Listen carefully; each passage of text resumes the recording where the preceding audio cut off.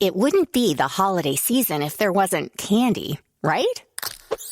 Celebrate the holiday season with the Holiday Crush. They've sprinkled candy with a holiday theme and fun-packed challenges every week for 5 whole weeks, finishing on January 4th. The more challenges you complete, the better your chances of unwrapping delicious rewards. So, are you ready to crush the holidays? Play the Holiday Crush now. Download it from the App Store, Google Play, or Windows Store for free. Terms and conditions apply.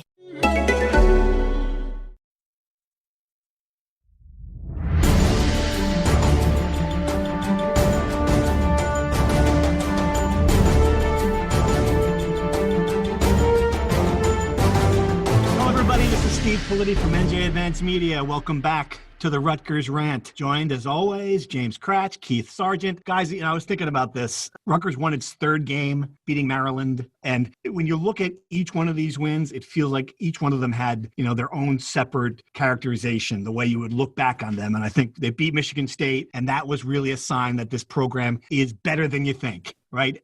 And then they beat Purdue, and you get the sense, all right, well, this program is not a pushover anymore, right? You can win on the road in the style they won. I really felt like beating Maryland was the culture win. The things they overcame in that game, Maryland's dirty play, and we will talk about that and talk about Greg Schiano's hilarious response to our question about it in a minute. Being down in that game, it just felt like this was proof that this team, especially all it went through over the week as well, that this team really has turned the corner culture-wise. Kratch, would you agree with that? Definitely. That's just a win where, as I was doing the film review, I almost was like, do I just scrap it this week? Because who really cares at the end of the day what the film was or what happened X's and O's wise? They won the game. That was just a war of attrition. Bring your own guts type of game where the team that wanted it more was going to win, and that was all that really. The only thing that really mattered on Saturday was the final score. It's just one of those games where, obviously, with COVID and everything, we're not on the road. I really wish I was in that stadium on Saturday, just because it's what a tremendous effort for them. And I think about all the things that kind of happen.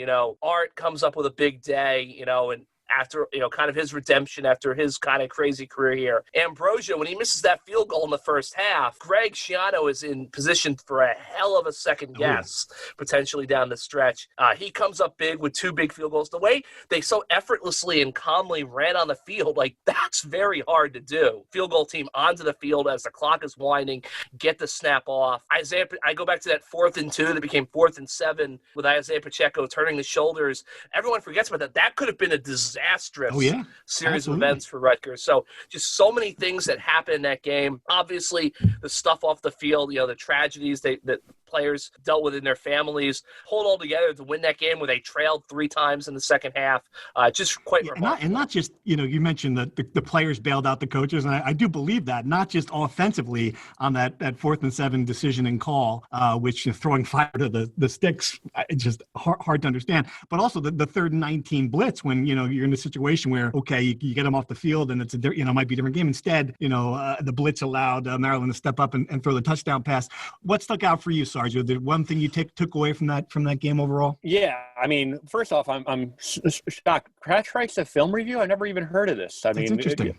Yeah, is that a new thing on NJ.com? I love this. He actually said he's gonna cancel it this week. The whole thing was a love letter to Art Sikowski. He should have just you should have put it in a pink envelope, sealed it with the Valentine's Day coming up. Exactly, it's the wrong holidays that we had here. But yeah, go on. I'm sorry. Yeah, what came to mind, and Kratch touched on it, was just how calm they were getting onto the field. With Valentino Ambrosio, still one of the best stories, in the Big Ten this year. Coming from the soccer field, that story, never gets old. But just how calm, and I just thought back to, we clearly haven't seen a practice this season, but I just remember back in the day how many times on a Thursday, folks, Thursday would be like their final walkthrough type practice, and they would use the majority of it on special teams, and they were painstakingly long while we're all standing around as beat reporters waiting to talk to Greg Schiano and maybe a couple players, and they would spend about an hour and a half on that type of situation,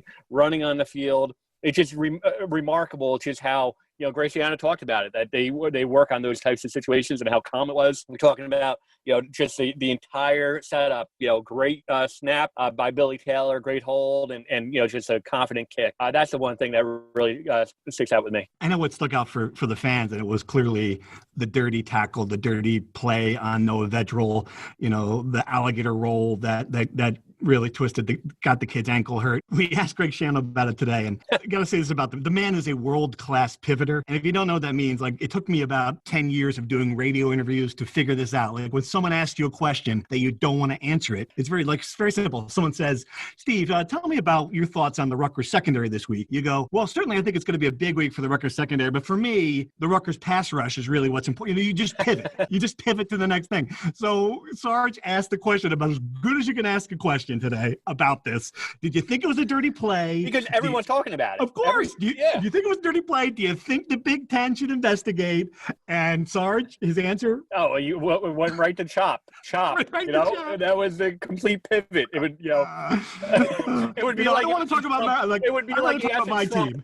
It would be like asking Trump about anything, just anything, and he would, talk about the election, a fraud election. It just was classic Greg Schiano. He was going to pivot. He probably knew the question was going to be asked. And again, the Big Ten Network, which generally, when they're covering these games, they stay clear from controversy. Yeah. James Laurinaitis made a big deal out of it. They circled it on the replay. So, of course. I think we might have asked him after the game, but a couple days later, after he watched the film, knowing that Noah Vedral, if anything else, is going to be a game time decision, still limping around. I mean, it's a big deal. The answer to me, Cratch, was that he is pissed. I think that's the clear inference you can make. Oh, definitely. That was definitely the thing where he didn't answer the question, but he answered the question with the way he kind of looked and like Schiano kind of smirk and the pivot and everything. No, I mean, I would imagine he's pissed too. I mean, when I saw it live at first and everyone was kind of chiming on social media, I thought, hey, a lot of times something might look kind of dirty in football, but it was innocuous. It was an accident. But then when I looked at it a couple more times, I was like, that looked really bad. It wasn't so much the tackle, but it was the extra wrench of the ankle down at the pile. And I think that it also doesn't help the players' cause that Maryland was like a shambles in terms of discipline on Saturday. They are just, they're not well coached. I think what we talked about in the podcast last time, Rutgers had a very clear coaching advantage in this game. Maryland, I think, I forget the exact number, but they were well over 100 yards in penalties, double-digit penalties. So, no, I would be mad if I were him, too. I mean, I think now it was kind of tough to read whether there was an actual kind of hope that Vedral could play by Friday or if this was just gamesmanship, keep the opponent guessing, and it's going to be art all the way. Right, Vedral took a couple really big hits, in that game as well. He did. And to Cratch's point, I mean, there were like targeting things where they went up high, blindside hit, like just that wasn't I mean, there were a couple plays where I'm sure if they sent the tape to the Big Ten that you'd have some questions, and it was mind-boggling.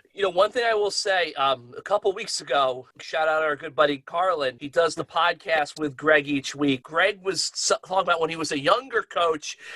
After the game on Saturday, he'd get in the office and he'd chop up like 18 different plays and send them to the Big East and demand to know why they weren't called that way. He says as he's gotten older, he doesn't even really bother with the officiating questions anymore and cutting up the tape to send to the conference. Now, I'm sure they brought the Big Ten's attention to this, but I also wonder. That's not an officiating thing. That's not officiating. That's Oh, you're right. Discipline. But I mean, I'm sure it's discipline. But I almost wonder if that's part of Greg. Maybe the fact that he didn't want to really entertain it is just because he realizes there's only. I mean, it's Monday at 1:43 as we're taping this. If the Big Ten hasn't reprimanded the kid and suspended him already, it's not going to happen probably. I understand why he's doing the gamemanship thing, Sarge, but I would be very surprised if Noah Vedral plays. I get it.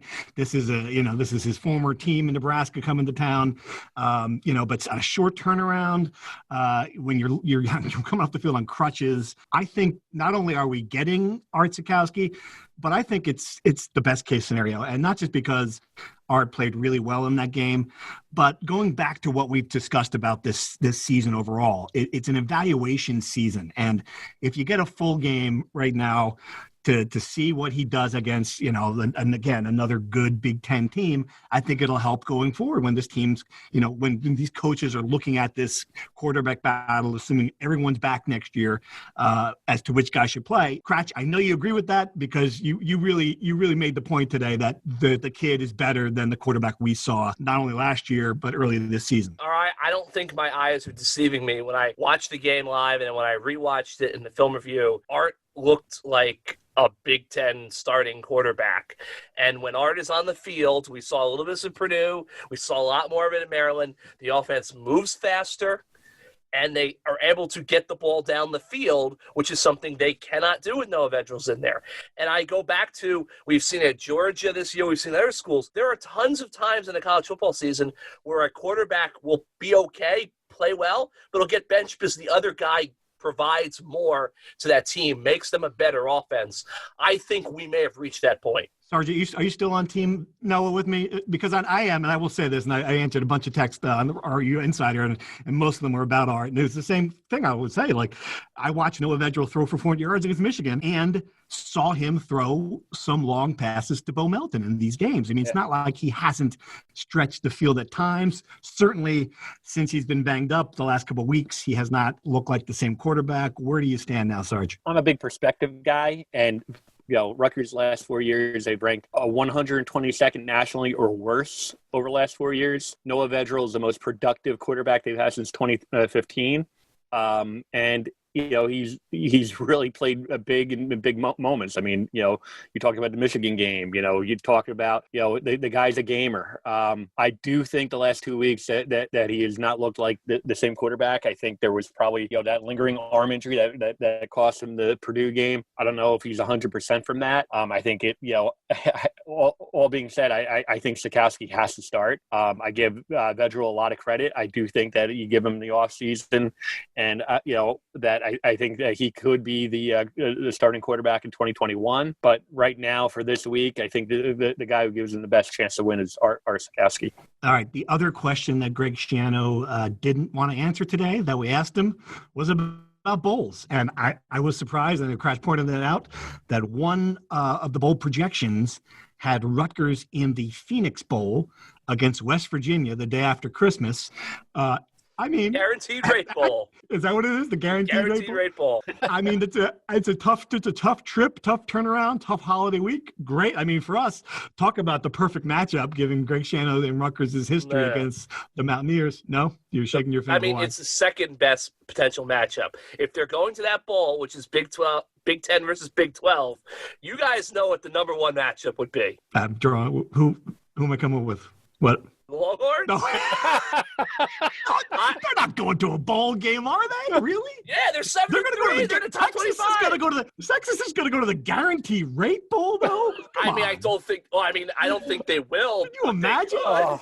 Could you imagine that press conference if we get the defensive coordinator that week? Oh, boy. The three of us sitting there, he's going to turn on the Zoom and just see our three faces. Oh, jeez. Could you talk about uncomfortable? Oh, my Lord. Let's sign for that.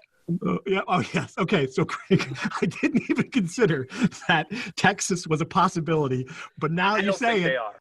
Let's guarantee that for the guarantee rate bowl. Do you think, Sarge, that they would take a bowl game? I mean, this the popular thing to do now is say no thanks to bowls. Would Rutgers do it? They're taking a bowl game, I think. You think so?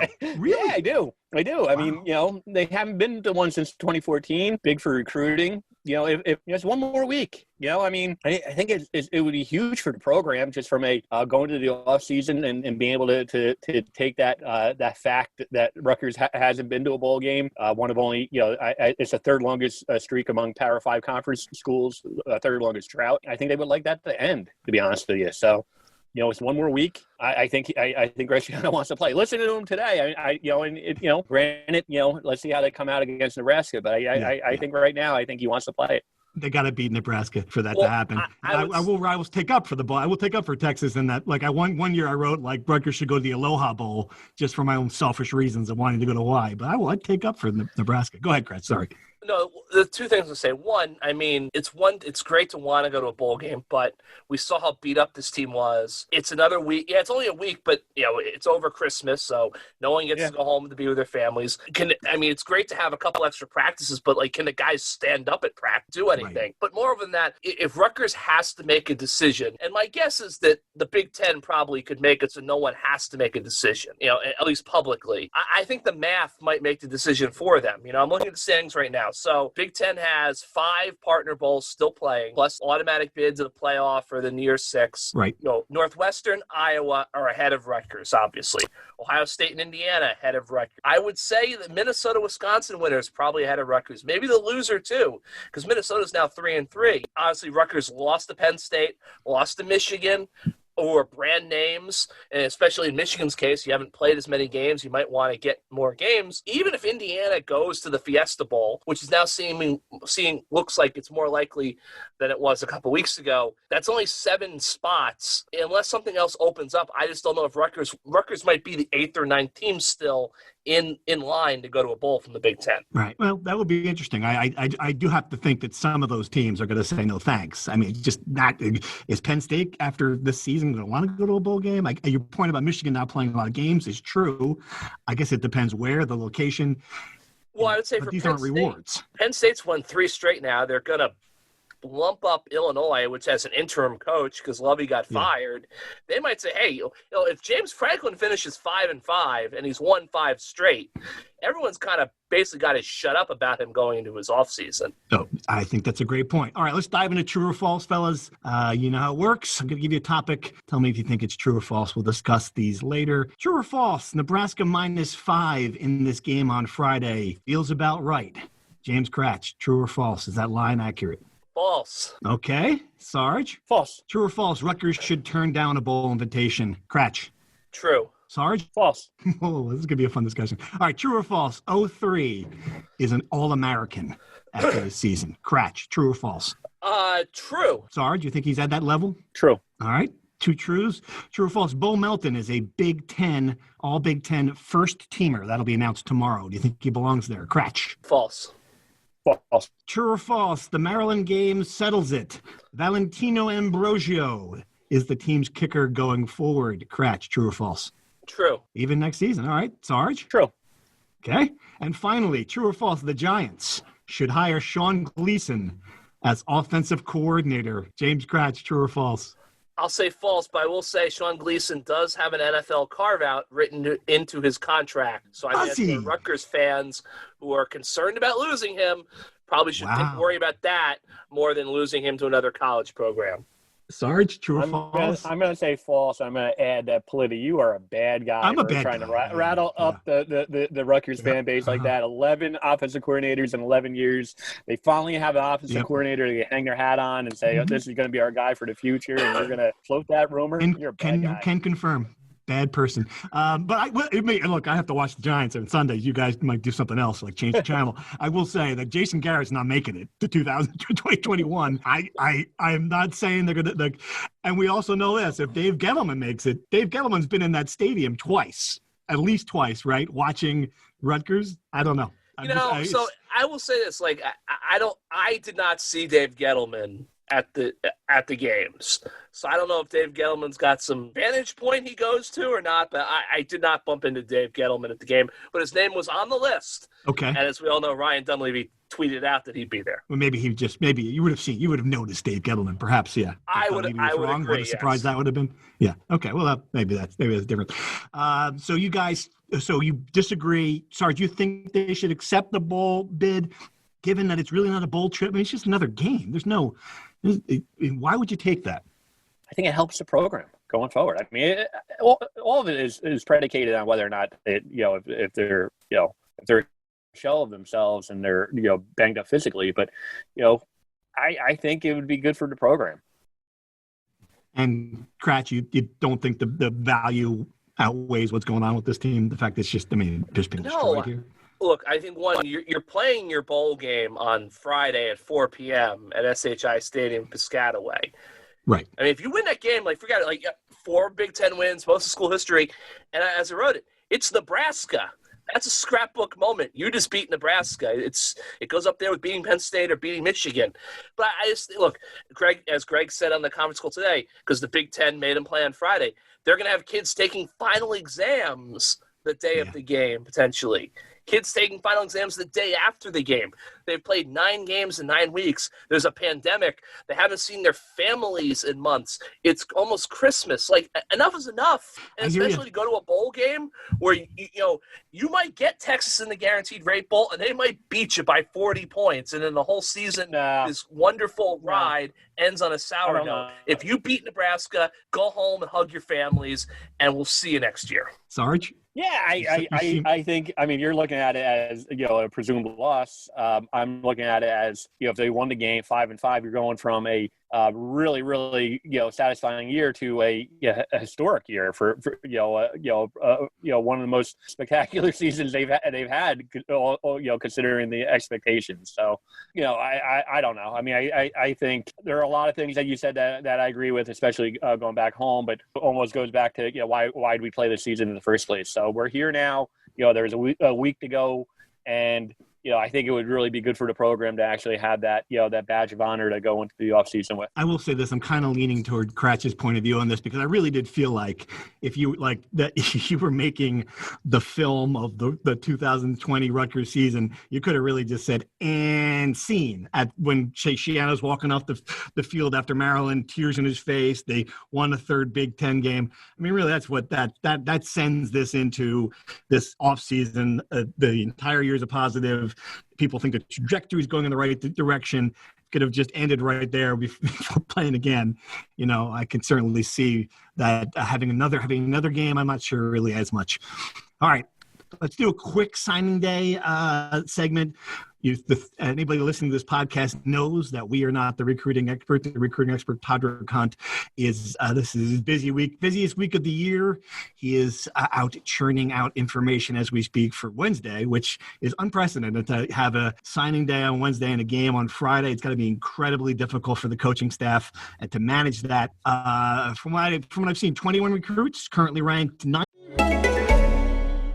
It wouldn't be the holiday season if there wasn't candy, right? Celebrate the holiday season with the Holiday Crush. They've sprinkled candy with a holiday theme and fun-packed challenges every week for 5 whole weeks, finishing on January 4th. The more challenges you complete, the better your chances of unwrapping delicious rewards. So, are you ready to crush the holidays? Play the Holiday Crush now. Download it from the App Store, Google Play, or Windows Store for free. Terms and conditions apply. She sleeps hot, even when the weather outside is frightful. Jack Frost here likes it cool. Introducing the new Sleep Number 360 smart bed, now temperature balancing, so you can sleep better together. But will it keep me asleep? Yes, it intelligently senses your movements and automatically adjusts to keep you both effortlessly comfortable. Will I have more energy for holiday shopping? Does Rudolph have a red nose? Don't miss our weekend special. Save up to $700 on new Sleep Number 360 smart beds, plus free delivery when you add a base. Ends Monday. To learn more, go to sleepnumber.com. From the Big Ten, 38th overall, not bad. For perspective, they're one ahead of Boston College and ahead of teams like Oklahoma State, Auburn, Virginia Tech. If you like your rankings, it's not bad. Cratch, what do you think? Will there be any surprises on Wednesday? And this pretty much what what's going to happen is what we all expect. Yeah, it does not seem like there's going to be many surprises. They got 21 commits. It sounds like all 21 of them should sign. I would think a lot of them are going to enroll early. I think partly because that's the way things are trending, but also because with so much that's going on in the world, you probably can get to campus in January and do a lot more than you could, if you want to try to stick through your basketball season in high school or your track season. It's currently ranked 38th, 247 composite. I think that most people figured like a finish nationally of 30 to 45 was about where this class would be. You figure there's a couple more spots left. I know sounds like Audric, the St. Joe's, Montvale guys are still out there. Maybe they have a chance to flip them, but they're not going to sign, Tywone Malone. So I think that what you're basically seeing is they're going to sign maybe the whole class on Wednesday and then you're going to go into the second wave. If you can pick off one of those home state stars, awesome. If not, then you're going to focus on the transfer portal, because with the extra year of eligibility and the fact the NCAA is probably going to give everyone a one-time transfer waiver going forward, it's going to be like free agency this offseason. And we look at this Rutgers team, they've still got a lot of holes to fix. Yes, they do. And I understand that's been the most, we're going to go to Rutgers Insider questions. It's been the most asked question we've gotten has been, how are they going to decide which players are going to come back? I mean, we can't answer it. I don't think Greg Schiano really can answer it at this point. You know, there's just so many questions about which guys will want to come back. So yeah, I mean, it's going to be a really intriguing offseason. And I think in a lot of ways, the transfer portal is going to be every bit, if not more important, for the building of this program in the short term, certainly. All right. Speaking of which, let's dive into the Rutgers Insider questions. NJ.com/insider. Appreciate everyone. I had a great time on Saturday night after the game. It just seemed like there were so many people on there chatting away. So, you know, spending about an hour just answering texts and interacting. It's really fun to be able to do that. So I appreciate that. And let's dive in. So we have one specific rule question from Diane Kratch.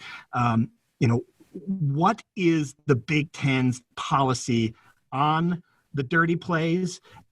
Can they have they any been resulted in discipline measures before? Could they have taken action? They could have, definitely. I think it's happened a couple times. One time that just comes to immediate mind was when there was that Michigan State on-field brawl before their game a couple of years ago. So I know I believe the way it was done there was like a press release sent out where it basically said Jim Delaney was publicly reprimanding and suspending the players who were involved. I think they also fined them too. There might be some fine that gets paid to a charity or something. So, yeah, they definitely have the power to do that. They have disciplinary committees and everything. I just think at this point they haven't done it yet, which kind of indicates that they're probably not going to do something. But those mechanisms definitely are there. All right, Sarge, here's a good one for you. Assuming we are vaccinated by next season, gosh, let's just hope let's make that an assumption. What's your guess on how many season tickets are sold, Sarge? Yep. So they were on track. They were ahead of their pace from a year ago. They were about 20,000. Keep in mind, I think they were down to about 16,000. Right before the 2019 football season. So they were already ahead of that pace. And that was when basically they had to stop selling them in June, when everyone realized there were not going to be fans, in the stands. So right. They're talking to people inside. I think they were pretty confident that they would have gotten up to 24,000. I think based on the results of this year, there's going to be a lot of momentum going into this. I mean, I think they're going to start selling them right away. I think, I don't think it's, out of the realm of possibility to get over 25,000, going into next season. I think there's going to be a lot of momentum toward that. I think that the high end, the ultimate goal is to be over 30,000. I mean, I think that's, where Greg Schiano sees the program, but that might take another year or two. What was the peak? The peak was 32,000. I'm trying to remember. 33,000. Yes. There was a wait list at one point, which is, why they said they needed to, get the stadium expansion done. But yeah, I think they were about 33. When they entered the Big Ten, I think they were down to about 28,000. Right. Well, that would certainly, just the fact about getting the quarantines over would be vastly more important than anything else at this point. All right, here's one, Kratch. Just wondering why Tyshawn Fogg didn't see the field on Saturday. Injury or coach's decision? What was up with him? And do you have any idea? If you had to guess which guys who were hurt will miss this game, can you give me an idea? So Fogg was banged up against Penn State, so I believe it's got a continuation of the injury. Tried to go against Penn State, couldn't. Definitely I don't think it was a coach's decision, because I think Rashawn Battle has played well in spurts, but obviously Tyshawn Fogg is a preferable option to have on the field there. I mean, look, I agree with you guys. I have a hard time imagining Vedril's going to play, but beyond that, I think it's hard for me to kind of judge when I'm not at practice. It's so early in the week, and you're watching on TV. Greg was asked, like, do you expect a lot of guys to be out? And he said, he hopes not. So that at least led me to believe that he thinks it's possible that some of these guys can play. It felt like there would have been a lot more resignation in his answer if he knew that guys were already ruled out. Yeah, and I'll say that we don't watch practice, but I think Greg Schiano is smart enough now at this stage of his career. He's not, this is not going to be a normal practice week. They're already down a day as far as preparation goes. He talked last week, and it was an interesting question where I asked him about, the younger quarterbacks on the team. He talked about like just dedicating parts of practice to developmental periods where they're having the underclassmen, the guys who we don't see, practice squad guys, getting a lot of reps. And, in those situations, generally, the 03 Bo Melton, those guys are getting a senior treatment. So you have to imagine, if these guys are practicing, is going to be very, very light. And we should have mentioned this earlier in the show. But yeah, I mean, Greg Schiano is not happy about this game being played on a Friday. It's right in the middle of exam week. They asked for a Saturday game. The Big Ten said no.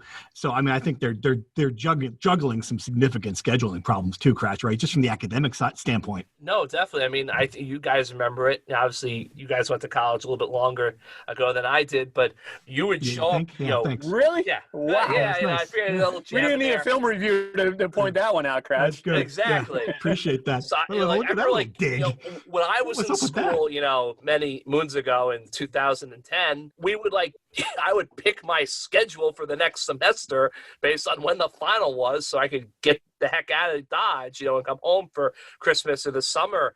You would know, hey, this 8 a.m. Monday, Wednesday, Friday English class is going to have a final at Tuesday, December 5th at 5 p.m. in this building on the other side of campus. So I would imagine there's a lot of things you got to kind of disentangle to make sure that we got Michigan, we have Nebraska and Rutgers, because, hey, those hours on BTN are not going to fill themselves, boys. And sorry, I don't know about you, but when I was picking my schedule for class, I would take the earlier classes because that was a better chance of me finding a place where I could tie my horse to a post outside the class building, because I'm sure you ran into the same problems too when you were going to college, I guess.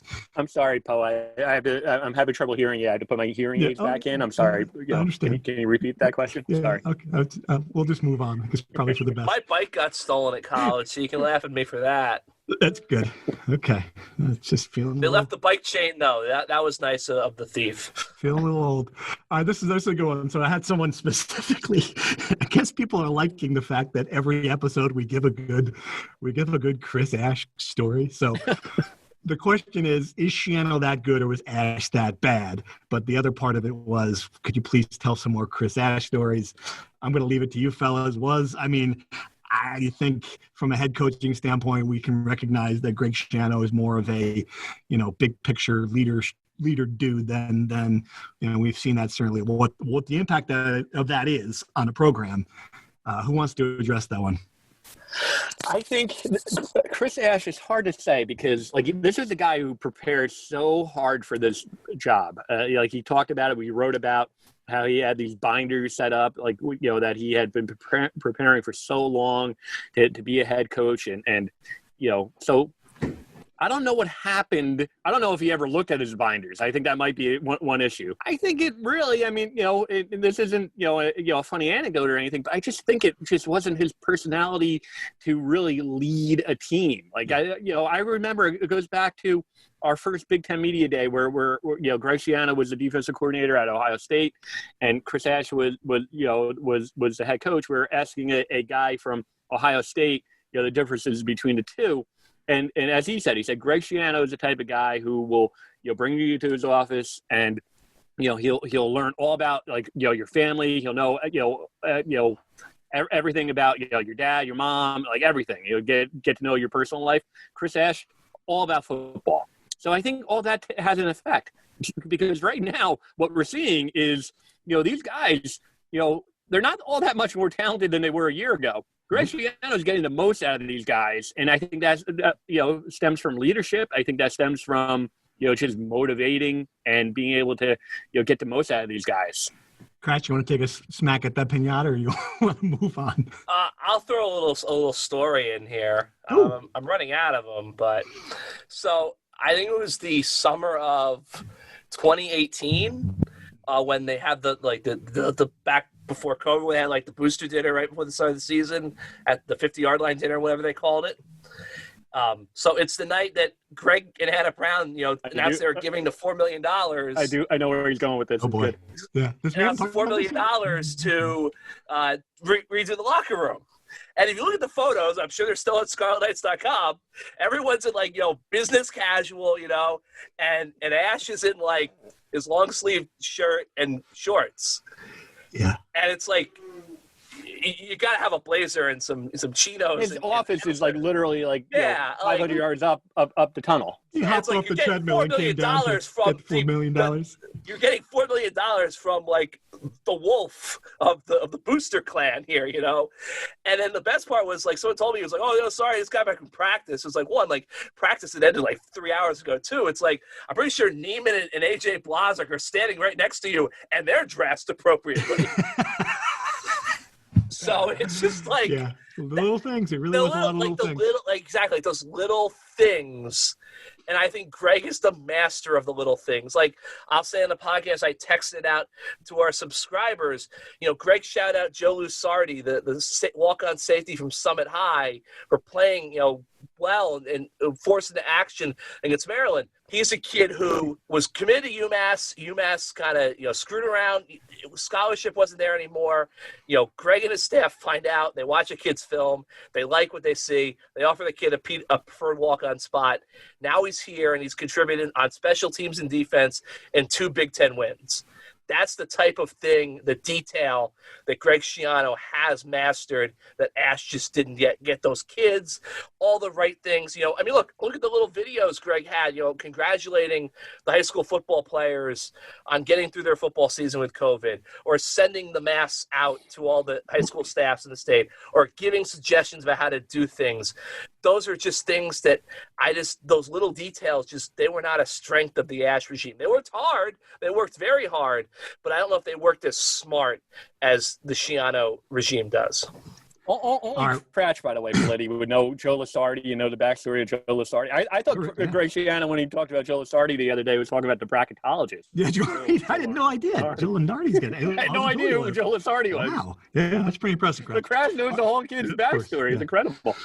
All right, let's do some predictions here. Rutgers, Nebraska. Some very astute people, listeners to the podcast, might have noticed that not only did I correctly predict that the Scarlet Knights would beat Maryland, that apparently I correctly predicted the score. Did you know that their starting quarterback and their best linebacker was not going to play? They were going to be scratched. I did. I knew. I half hour, 45 minutes because of COVID. I mean, you knew that. Yeah. How about that? Little. I'm a genius like that. Yeah. Pretty impressive. Okay. So you get lucky. I got lucky, but I'll take it. I certainly will take it. Cratch, Nebraska. The Cornhuskers coming in here, lost to a depleted Minnesota team. Who are you picking? I am going to take Rutgers. I'll take Rutgers to win. I think it's going to be a pretty low-scoring affair. I'll take Rutgers to win 24-20. Look, I just think that Nebraska is a dumpster fire. First off, It's amazing we've gotten this far into this podcast, and we have not made any Nebraska jokes. It is kind of sad. They wanted this so badly, and now they're 2-5, and they're coming to New Jersey on a Friday. Into the turnpike. Friday afternoon. It's great. Friday afternoon. I mean, they got 2 quarterbacks. They don't know which one to use. Scott Frost has got a worse record than Mike Riley. It's like this is a program that fired 2 coaches with 700 winning percentages, and look where they are now. At Rutgers, December 18th, 4 p.m. Friday. As Dog and Mike would say, tickets available if there wasn't a pandemic. The Big Ten just said, you guys wanted to play, huh? Took us to court there. You go. Here you go. You're going to go to the Vince Lombardi rest stop on your way to Rutgers. Sarge, who you got? Yeah, meanwhile, there's going to be a blizzard on, on Wednesday into Thursday. Great point by Fooch. Are they going to be able to get here? Yeah. And, it's going to be 15 degrees with the wind chill. I mean, it's going to be miserable. Mm-hmm. I think Rutgers is going to win. Another close game and low scoring. I think I agree with that, especially with the weather conditions. I'm going to go 17-10. Wow. I think it's going to be that type of low scoring, ugly. But I think Rutgers, just they have that magic now, and I think they're going to win. I'm going to go the other direction from you guys again, and I just felt like, the biggest cliche in sports is they left it all on the field, and I get that, but that Maryland game was a left it all on the field kind of thing, and I mean, it's just hard to imagine gearing back up to that level of, to play anybody. I mean, I know, again, Nebraska's not good. They're having a terrible year, but, I just have a hard time seeing them being able to turn it around in 6 days. I'm going to take Nebraska 28-20. Cratch, final thought? I was going to say, this literally is like the biggest NJSIA consolation game in the history of mankind.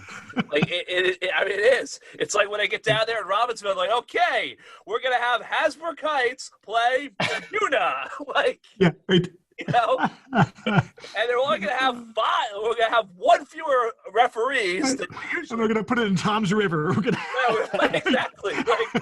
Well, so that's funny story. Breaking news: we're taping a podcast. Washington, which was in the Pac-12 title game, has COVIDed out. Oregon is now in. Really? Oh, yes. My gosh. So, like, what the Pac-12 was going to do was, and thankfully, like, I guess Washington, for USC's sake, said, hey, like, we can't do this. They were going to have Oregon and Colorado play at USC this weekend, with the idea that if Washington or USC couldn't play, they would just already be in town and plugged in. Like, how screwed up is that? Amazing. That's the gymnastics they're going on behind the scenes to get this season done. It's just incredible.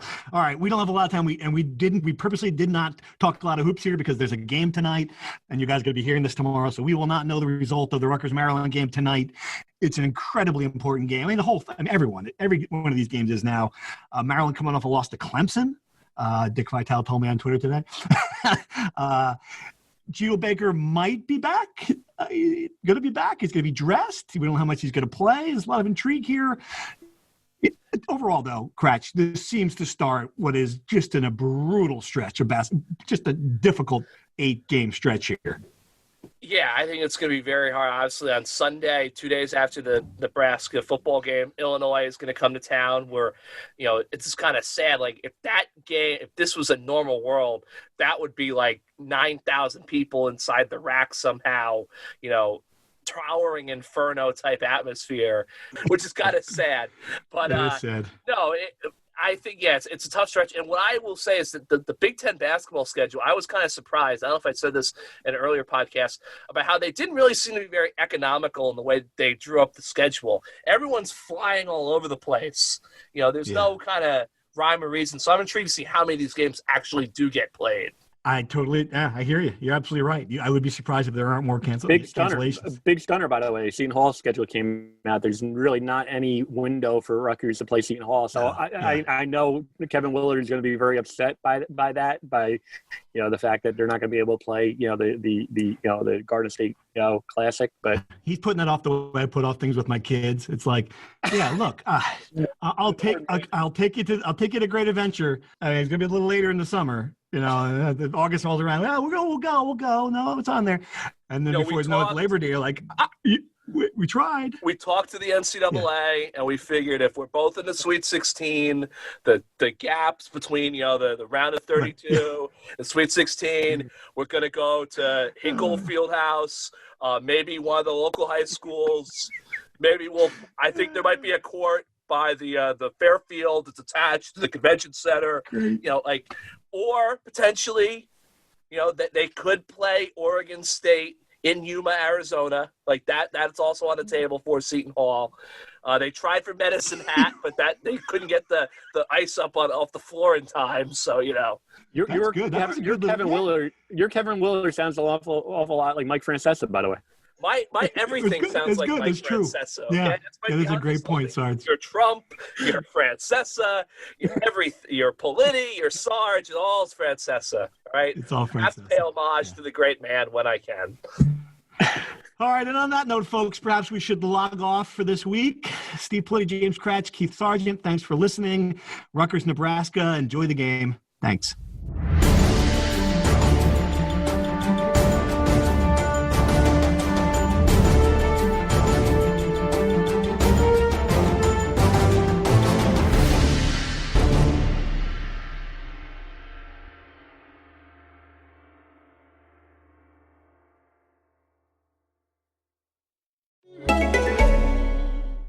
We can get anything delivered, from toilet paper to adult beverages like Johnnie Walker and Kettle One, with Drizzly. Drizzly lets you compare prices on beer, wine, and spirits from local liquor stores, then get them delivered right to your door in under 60 minutes. And right now, Drizzly is giving all new customers $5 off their first order. Just enter promo code EASY5 at checkout. Download the Drizzly app or go to drizzly.com. That's DRIZLY.com.